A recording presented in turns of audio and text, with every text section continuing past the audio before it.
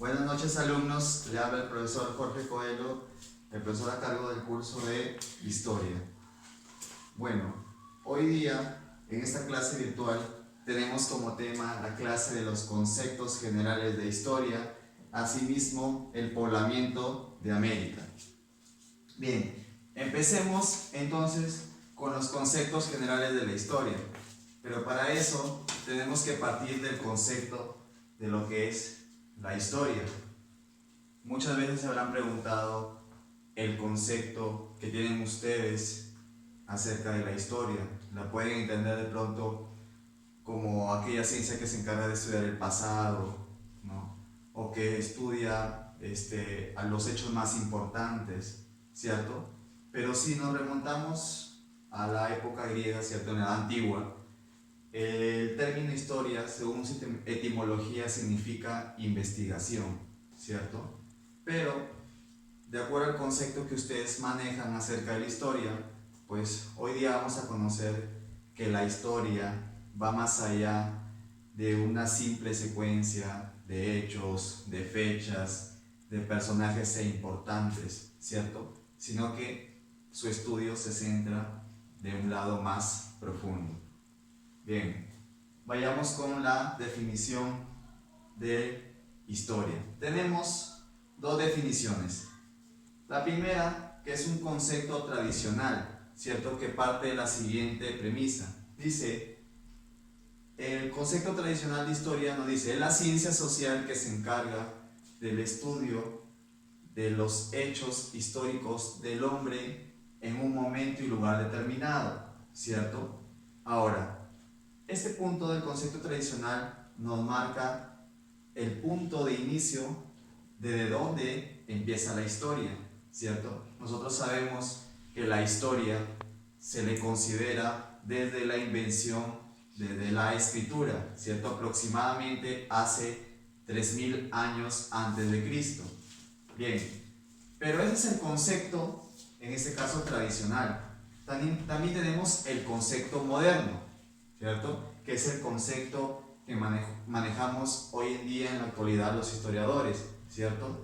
¿Qué nos dice el concepto moderno, ¿cierto? Nos dice que es la ciencia social que trata de explicar, analizar, comparar, ¿cierto? Los hechos históricos. ¿Para qué? ¿Para qué nos va a servir en este caso conocer, explicar, comparar? Para podernos comparar con los hechos que suceden en la actualidad, en su entorno, y así ustedes puedan tener una visión de por qué suceden estas cosas comparándolo con otros hechos en el pasado, ¿cierto? Bien, entonces, cuando hablamos de la definición de la historia, también hablamos acerca de sus elementos, ¿cierto? En el punto número 2 tenemos los elementos de la historia, los cuales son el sujeto, el objeto, objetivo y método de la historia. El primero, el sujeto. Ustedes saben, ¿quién es el personaje central o vamos a decir el sujeto, la persona que realiza, que hace la historia? No es otra cosa que el hombre, ¿cierto? Porque la historia específicamente estudia los hechos producidos por el hombre, ¿cierto? Entonces, tenemos como el sujeto de la historia es el hombre. ¿Cuál es el objeto de la historia? El objeto de la historia, en este caso, vendría a ser el hecho histórico. Y el hecho histórico para el historiador es el instrumento categorialmente más importante, porque de él se parte para todo tipo de concepto, en este caso, ¿no? O interpretación que éste pueda dar de un determinado hecho histórico. Ahora, más adelante, cuando vamos en el punto número 3, el objeto de la historia, veremos un poco más acerca de lo que es el hecho histórico. Tenemos el objetivo.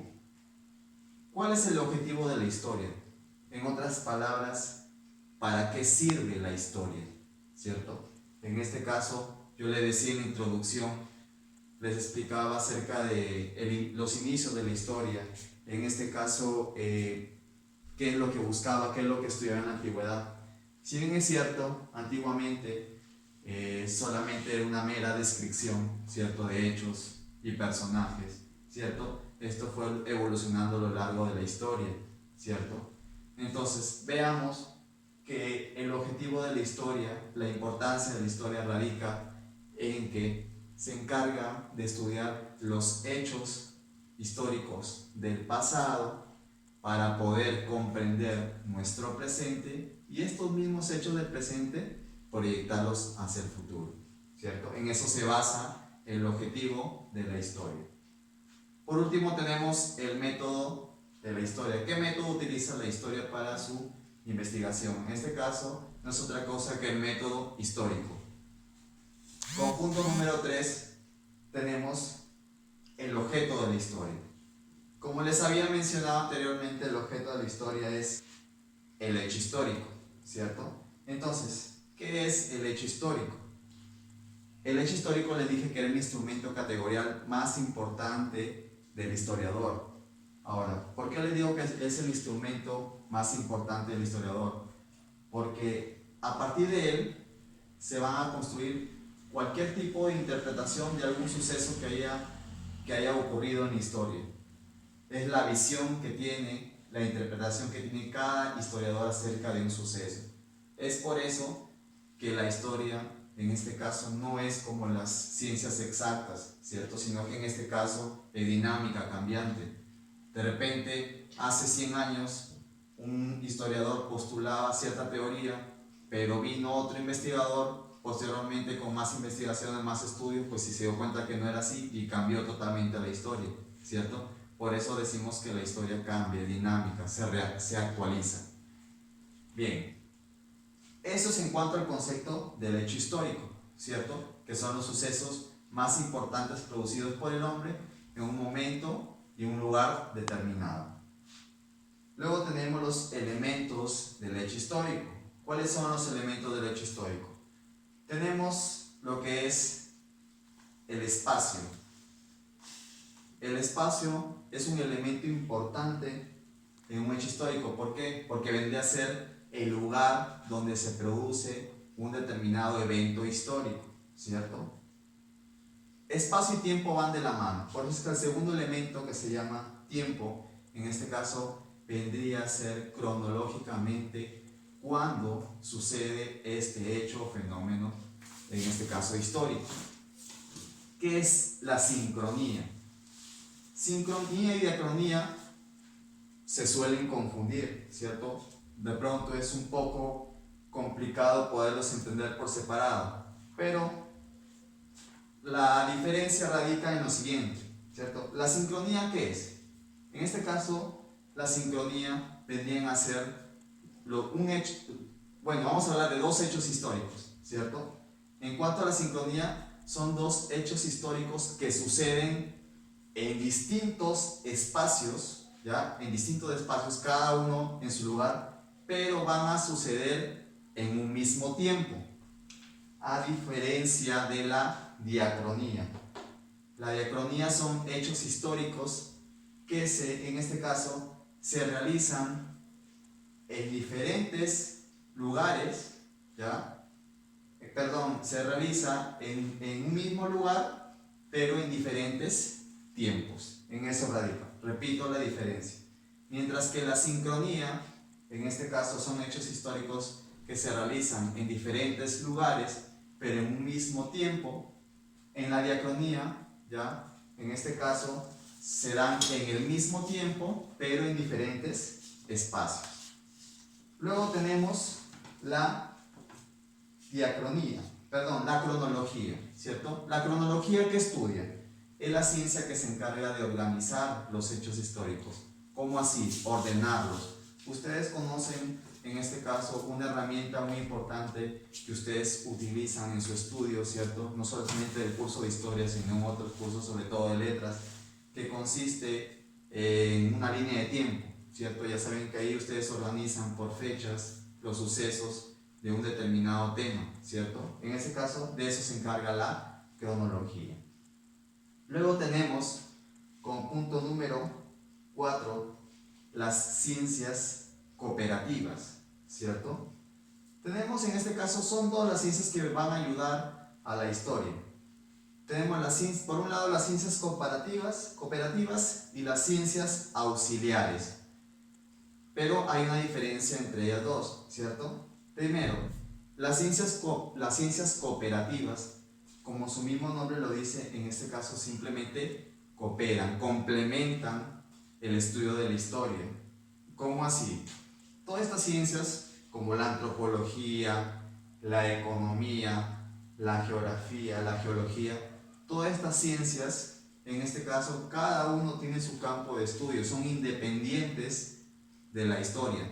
¿Qué quiere decir? No dependen de la historia para su estudio, pero sí ayudan al estudio de la historia.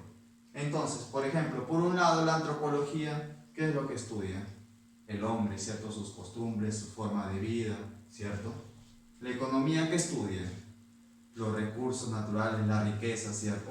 ¿Para qué? ¿Con qué fin? Con el fin de satisfacer las necesidades humanas. La geografía es esa ciencia que se encarga de estudiar la relación entre el hombre y su medio geográfico.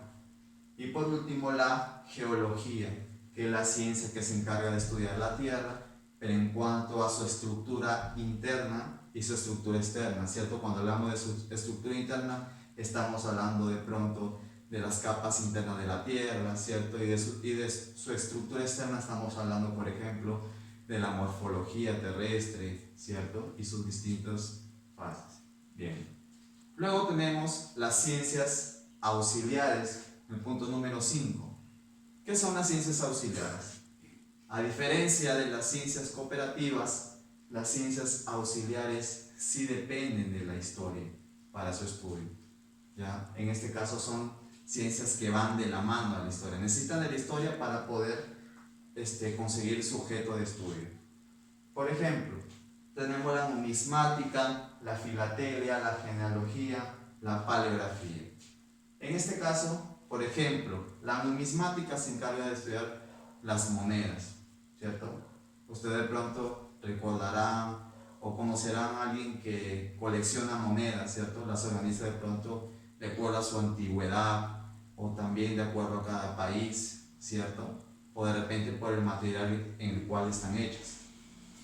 Luego tenemos la filatelia, ¿cierto? Ustedes se preguntarán, pero nunca he escuchado lo que es la filatelia. Pues la filatelia, vamos a decir que es la ciencia que se encarga en este caso de coleccionar una serie de sellos, estampas, figurillas como las conocemos nosotros, ¿cierto? También hay una ciencia encargada de eso que se llama la filatelia. Luego tenemos la genealogía, ¿cierto? Esta ciencia nos permite conocer cuál es la ascendencia o descendencia que puede tener una persona. Cuando hablamos de su ascendencia o su descendencia, es lo que mayormente conocemos como, por ejemplo, el árbol genealógico, ¿cierto? Para conocer quiénes fueron nuestros abuelos, tatarabuelos, los hermanos, primos y así, ¿cierto? Esto es la genealogía. Luego tenemos la paleografía, ¿cierto? La paleografía en este caso es esa ciencia auxiliar de la historia que se encarga de estudiar los escritos antiguos, ¿cierto? Porque ustedes sabrán que hay lenguas ya extintas, ya muertas, que no se hablan en la actualidad y que para poder comprender lo que decían esos textos, pues los especialistas en la materia tienen que incurrir a distintos métodos para poder traducir, en este caso, estos textos antiguos. Cuando hablamos, en este caso, un poco de antigüedad, también hablamos de la cronología, ¿cierto? En esta parte de la cronología se divide en dos. Hay una cronología absoluta y una cronología relativa. ¿A qué se refiere con la cronología absoluta? Por ejemplo, la cronología absoluta es la que nos da datos exactos, fechas exactas. Por ejemplo, un documento que nos dé una fecha exacta, por ejemplo, la creación del departamento de Lima, del departamento de Piura, ¿cierto? La fundación de Piura, Lima, eso es porque está en un documento, sabemos cuándo fue el momento en que ocurrió. Pero, por ejemplo, si queremos saber cuándo llegó el primer hombre a América, que es el tema con el que vamos a terminar la clase, ¿cierto? Es una fecha aproximada, ¿cierto? Si decimos también aproximadamente cuando apareció la escritura, pues hay algunos historiadores que postulan 3.000 años, 3.500 e inclusive hasta 5.000 años antes de Cristo, ¿cierto? Entre los escritos más antiguos que se han encontrado. Bien, esa es la diferencia entre una cronología absoluta y una cronología relativa. Luego, por último, en cuanto a los conceptos generales de la historia, tenemos las fuentes históricas. ¿Qué son las fuentes históricas? Las fuentes históricas es esa evidencia la cual nos va a permitir construir la historia. Pues ustedes se preguntarán, profe, ¿cómo sabemos cómo vivieron los Chavín o los Pacaicasa, los Lauricocha, ¿cierto?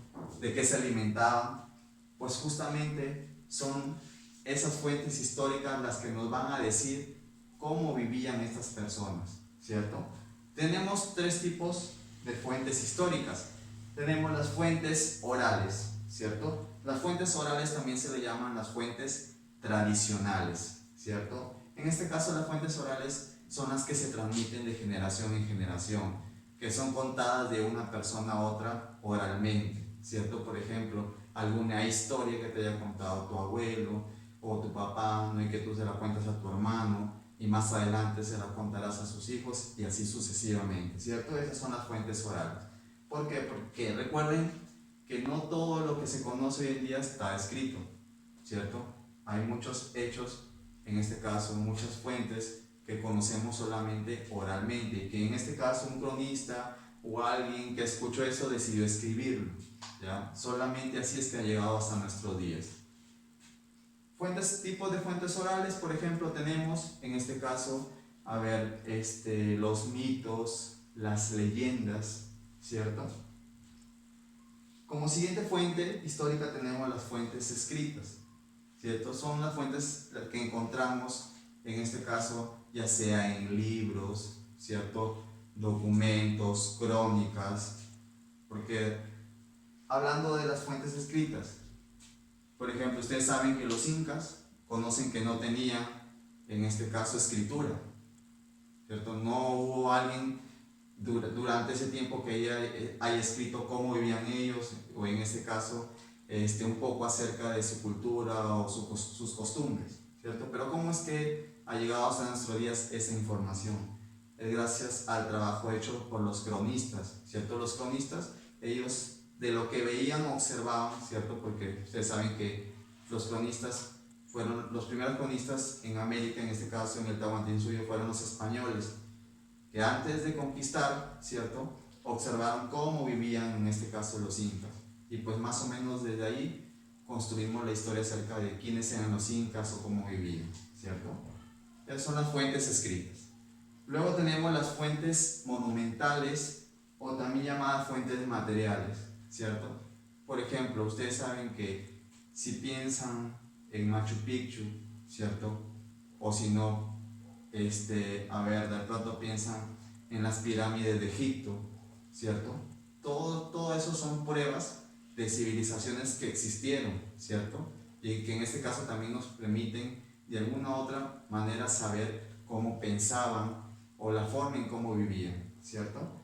Y eso es gracias a las fuentes monumentales, ¿cierto? Que han quedado hasta nuestros días. Esto es en cuanto a los conceptos generales de la historia. Para terminar, vamos a ver rápidamente lo que es el poblamiento americano, ¿cierto? El poblamiento americano, ¿cómo es que el hombre aparece por primera vez en América? ¿Cierto? Partamos por el tiempo. La antigüedad, que más o menos se promedia para la aparición del hombre por primera vez en América, es hace 40.000 años, ¿cierto? Más o menos llegó el primer hombre a América. Ahora, ustedes saben que para explicar el poblamiento de América hay una serie de teorías, ¿no? En este caso ustedes saben que las teorías, en este caso, son suposiciones de cómo pudo llegar el hombre a América. Tenemos dos grandes grupos, la teoría autoctonista y las teorías inmigracionistas, ¿cierto?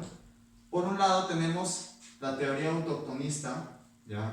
Que en este caso la propuso Florentino Amellino, ¿cierto? Florentino Amellino nos dijo que el hombre no vino de otra parte, no vino de otro lugar del mundo, sino que el hombre es oriundo, es autóctono de América. Él decía, postulaba pues que el hombre salió de las pampas argentinas, ¿cierto? Pero esta teoría con los avances, con los estudios quedó totalmente descartada. Luego, dentro de las teorías inmigracionistas tenemos tres teorías: la teoría asiática, la teoría oceánica y la teoría australiana. La más aceptada es la teoría asiática de Alex Hadwick, ¿cierto? ¿Qué nos dice esa teoría? Que el hombre llegó a América cruzando el estrecho de Bering. El estrecho de Bering, partamos de esto en geografía, ¿qué es un estrecho? Un estrecho es un paso angosto que comunica dos océanos, ¿cierto? En esta parte, bueno, en este caso ubicando los continentes, si es que no logran ubicar o ver, observar bien, esto es el continente asiático, Australia y el continente americano, ¿cierto? Entonces, partiendo de ahí, ¿cierto?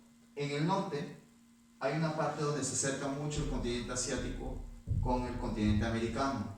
Esto se le conoce como el estrecho de Bering.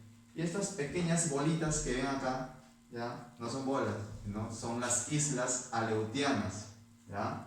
En este caso, las islas Aleutianas también postula la teoría asiática de Alex Hadwick, que pudieron cruzar también navegando a través de las islas hasta llegar a América. ¿Qué pruebas hay? Las pruebas antroposomáticas, ¿cierto? Por ejemplo, la mancha mongólica, ¿cierto? Esa mancha de color verde que tienen los niños al nacer. Pasando esta teoría, ¿ya?, a la siguiente, la teoría oceánica, propuesta por Paul Rivet. En este caso, la teoría oceánica, su nombre es porque en este caso se refiere a que el hombre vino de las islas conocidas, una como la Polinesia y la otra como la Melanesia. Esa teoría nos dice que el hombre cruzó el Océano Pacífico valiéndose de las corrientes marinas para llegar hacia América del Sur, ¿cierto? Por último, tenemos la teoría australiana, postulada por Méndez Correa. Nos dice que el hombre que llegó a América provino de Australia. ¿Cómo es que llegó en este caso el hombre de Australia a América, ¿cierto? El hombre, en este caso, salió de Australia, llegó hacia la Antártida, que es el continente congelado que está en el Polo Sur. Bueno, en ese entonces, durante ese tiempo, se dice que no estaba congelado. Se dice que durante ese tiempo inclusive había vegetación. Por lo tanto, había un clima óptimo para que el hombre pudiera cruzar hacia la Antártida y después hacia América del Sur. Bueno, con esto hemos culminado el tema número 1, ¿cierto?, que corresponde a los conceptos generales de la historia y el poblamiento americano. En el transcurso del video y también en el material de trabajo dejaré unas preguntas acerca del tema y que en este caso van a ser correspondientemente revisadas, ¿cierto? Espero cumplan con su trabajo. Gracias.